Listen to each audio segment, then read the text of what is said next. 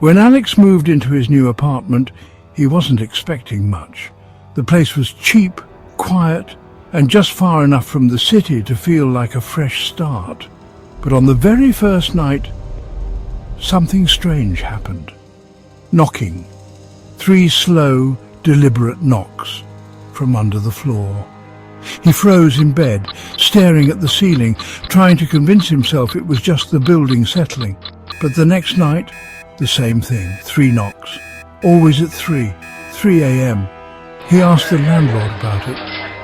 "Old building," the man said with a shrug. "Sometimes rats get into the walls. Rats don't knock in 3s. By the 5th night, Alex couldn't sleep. He stood over the spot where the knocking came from, near the foot of his bed. This time he knocked back. His blood turned to ice. That was no echo. The next day he bought a crowbar. That night, when the knocking returned, he didn't hesitate.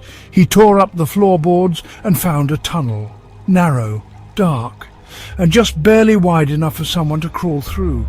But that wasn't the worst part. No, not by far.